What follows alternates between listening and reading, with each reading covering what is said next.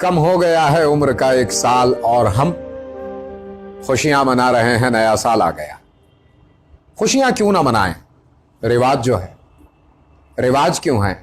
क्योंकि सदियों से होता चला आ रहा है। लेकिन कब से होता चला आ रहा है? क्या कोई एग्जैक्ट डेट, क्या कोई एग्जैक्ट लोकेशन हमारे पास है? क्या कभी हमने इतिहास के अंदर झांकने की कोशिश की है यह जानने के लिए कि पहला न्यू ईयर सेलिब्रेशन कब और कैसे और किन हालात में हुआ था? अगर नहीं की है तो आज इस वीडियो को पूरा देख लीजिए। आज की इस वीडियो में हम जानने जा रहे हैं कि रोमन कैलेंडर का ये जनवरी और दिसंबर वाले साल का पहला न्यू ईयर सेलिब्रेशन कब, कैसे और किन हालात में हुआ था। मेरा नाम है जुल्फिकार मोहम्मदी और आप देख रहे हैं you know very well what you are watching. अगर आप इंटरनेट पर सर्च करते हैं कि पहला न्यू ईयर सेलिब्रेशन कब हुआ तो जवाब आता है मेसोपोटामिया में ईसा से 2000 साल पहले न्यू ईयर सेलिब्रेशन हुआ सबसे पहला। लेकिन यह गलत है। मेसोपोटामिया में कोई सेलिब्रेशन तो होता था, लेकिन वो न्यू ईयर सेलिब्रेशन नहीं होता था, बल्कि उस वक्त वहां कोई फसल आया करती थी और यह सेलिब्रेशन फसल को लेकर था, न कि न्यू ईयर सेलिब्रेशन को लेकर। तो फिर न्यू ईयर सेलिब्रेशन की ओरिजिन क्या है? आइए तलाश करते हैं। बात है ईसा से 700 साल पहले की, जब रोम पर राजा नुमा, किंग नुमा राज्य करते थे। उस वक्त तक रोमन कैलेंडर में, इस ग्रेगरी कैलेंडर में जो आज मैं और आप फॉलो करते हैं, इस कैलेंडर में सिर्फ 10 महीने हुआ करते थे और इस कैलेंडर में दिन 304 हुआ करते थे। किंग नुमा ने इस कैलेंडर में इस साल में 2 महीने ऐड किए और दिन 360 कर दिए। आपके लिए यह जानना भी बेहद इंटरेस्टिंग होगा कि 10 महीने का यह साल मार्च से शुरू हुआ करता था। राजा नुमा ने जनवरियस और फेब्रुअस नाम से 2 महीने इसमें ऐड कर दिए। अब यह जनवरियस क्या था? जेनस नाम की रोम में एक देवी थी जो उद्घाटन की देवी थी, इनॉग्रेशन की देवी थी।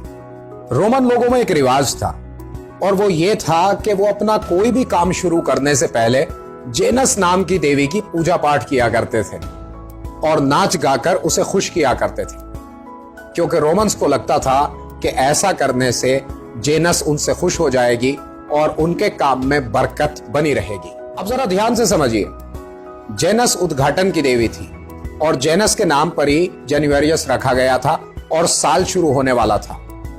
रोमन लोग according to their habits Janus की पूजा पाठ करने लगे और नाच गाकर उसे खुश करने लगे।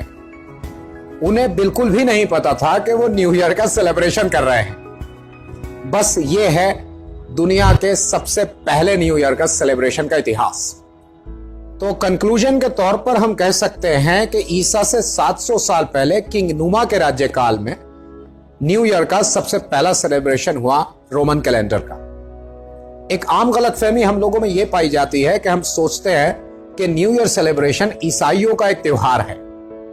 जरा थोड़ा सा ध्यान दीजिए, न्यू ईयर सेलिब्रेशन ईसा से 700 साल पहले हुआ है। जहां ईसा ही नहीं थे वहां क्रिश्चियंस का क्या काम था? जब ईसाई नहीं थे तो ईसाई क्या करते? न्यू ईयर सेलिब्रेशन करने वाले ये लोग पैगन्स थे। तो हम कह सकते हैं कि न्यू ईयर सेलिब्रेशन का यह रिवाज पैगन्स ने चलाया था और सन 1582 तक क्रिश्चियन लोग इस न्यू ईयर सेलिब्रेशन में हिस्सा नहीं लिया करते थे, बल्कि वो 1 जनवरी को सकमसिजन ऑफ क्रिस्ट नाम से एक फेस्टिवल सेलिब्रेट किया करते थे। सन 1582 में जब पोप ग्रेगरी ने इस कैलेंडर में कुछ सुधार किया, तब से क्रिश्चियन भाई इस सेलिब्रेशन में शरीक होने लगे, वरना उससे पहले तक वो इसे पैगन्स का फेस्टिवल कहा करते थे। उसके बाद इंडस्ट्रियल रेवोल्यूशन का जमाना आया, औद्योगिक क्रांति का वक्त आया और औद्योगिक क्रांति ने हर चीज को ग्लोबलाइज्ड करके रख दिया। ईसा से 700 साल पहले का न्यू ईयर सेलिब्रेशन बेशक श्रद्धा पर आधारित था, बेस्ड ऑन बिलीफ था, बेस्ड ऑन क्रीड था, लेकिन आज का new year celebration based on business है, बेस्ड ऑन कमर्शियलाइजेशन है।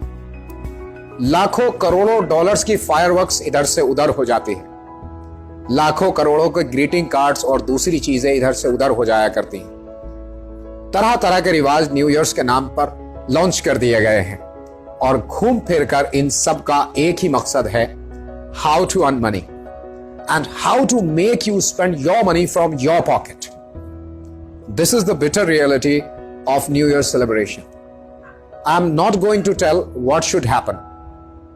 I told you what had happened in history.